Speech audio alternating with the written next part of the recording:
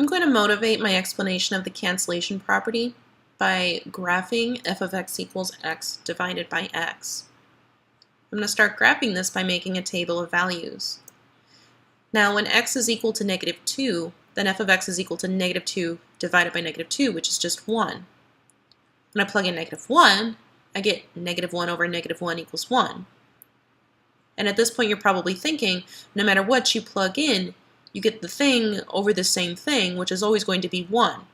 And in fact, that's always true. It's true for 1, it's true for 2, even for crazy values like x equals 0.01. You're always going to get a number over that same number, and those numbers are always going to cancel and make 1. There's only one exception though, a very important exception, which is that you can't plug in 0. And that's because 0 over 0, it's not equal to 0 and it's not equal to 1, it's undefined.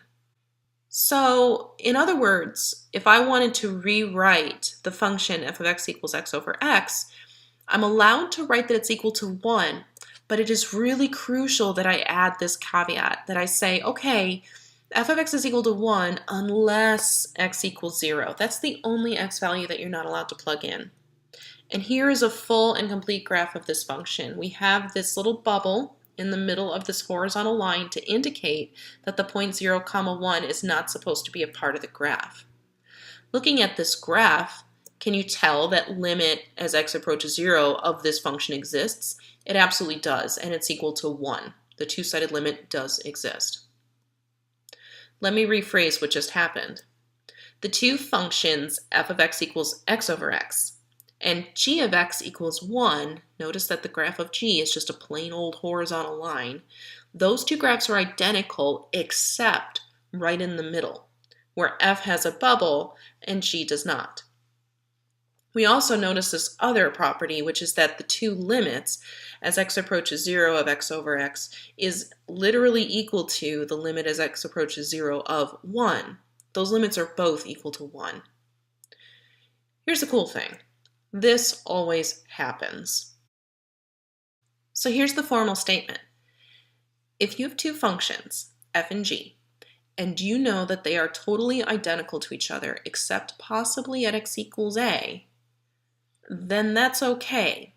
The limit as x approaches a of f is going to be equal to the limit as x approaches a of g.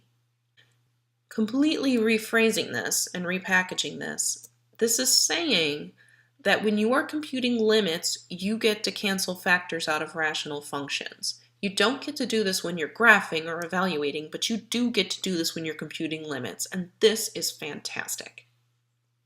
Here's a second example. Let's say I want to compute this limit, and this function looks like it's very hard to graph. But again, I'm going to go the long way here. I'm going to make a table of values for this function.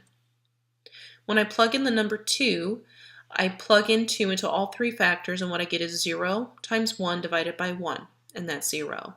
When I plug in the number 1.5, I actually get -0.5 from the first factor, 0.5 from the second factor, and 0.5 for the denominator.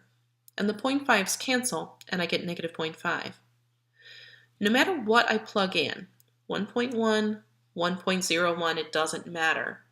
It always happens that these two numbers, the two numbers that correspond to the x minus 1 factors, those will cancel. And what survives, what the answer will be, is equal to x minus 2. There's only one really important exception. Again, when you plug in 1, you get -1 times 0 over 0, and that is undefined. So here is a graph of this function. It is actually equal to the graph of y equals x minus 2, except you have to have that really important caveat. You are not allowed to plug in x equals 1, and we mark that with a removable discontinuity or a bubble. And so looking at this graph, can you tell that the limit as x approaches 1 of this function exists? It absolutely does exist, and it's equal to -1. Here's that same work algebraically. The two functions, x minus 2 times x minus 1 over x minus 1, and g of x equals x minus 2 are identical except at x minus 1. Do you agree with that statement?